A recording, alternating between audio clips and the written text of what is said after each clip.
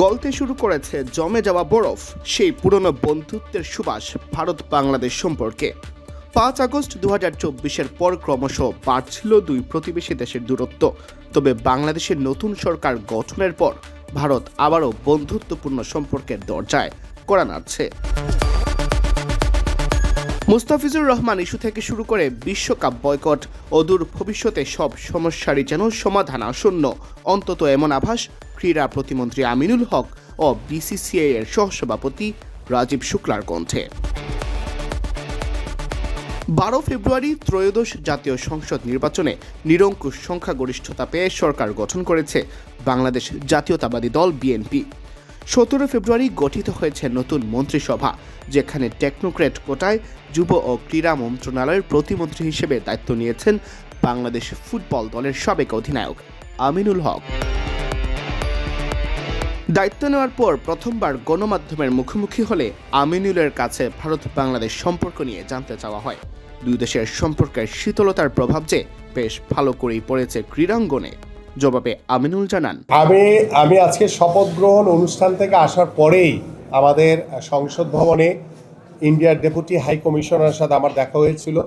About this reason আমি তার সাথে কথা বলেছি, সেও খুব ফ্রেন্ডলি, আমিও তার সাথে খুব ফ্রেন্ডলিভাবে বলেছি যে আমরা দ্রুতই এই সমস্যাটি আলোচনার ভিত্তিতে নিরসন করতে চাই, কারণ আমরা চাই যে আমাদের পার্শ্ববর্তী সকল দেশের সাথে যাতে আমাদের একটি বন্ধুত্বপূর্ণ সম্পর্ক থাকে, সেটা খেলাধুলা থেকে শুরু করে সব সেক্টর নিয়ে আমরা একটি আন্তরিক পরিবেশ গড়ে তোলার মাধ্যমে আমরা একটি সৌহার্দ্যপূর্ণ সম্পর্ক গড়ে তুলতে চাই।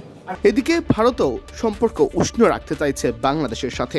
প্রতিবেশী দেশটি নিকট ভবিষ্যতে বাংলাদেশের সাথে বন্ধুত্বপূর্ণ সম্পর্ক বজায় রাখার আশা প্রকাশ করেছে। 2026 বিশ্বকাপে বাংলাদেশ অংশ না নিলেও ক্রিকেটীয় সলা পরামর্শে এই বিষয়টির সহজ সমাধানের পথেই হাঁটছে বিসিসিআই। এরই ধারাবাহিকতায় বাংলাদেশকে করতে চায় একটি আইসিসি ইভেন্টের আয়োজক।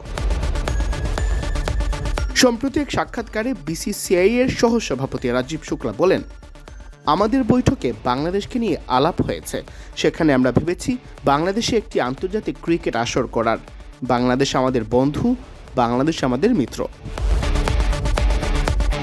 2031 সালে বাংলাদেশ ও ভারত মিলে আয়োজন করার কথা ওয়ানডে বিশ্বকাপ। ততদিনে অবশ্য শেষ হয়ে যাবে বর্তমান সরকারের মেয়াদ। তবে ভারত বাংলাদেশের সম্পর্ক উন্নয়নে ভূমিকা রাখা সম্ভব হলে 2031 বিশ্বকাপ হয়ে উঠতে পারে দুই রাষ্ট্রের বন্ধুত্বপূর্ণ সম্পর্কের এক সেতুবন্ধন। সিয়াম চৌধুরী, বিডি ক্রিক টাইম।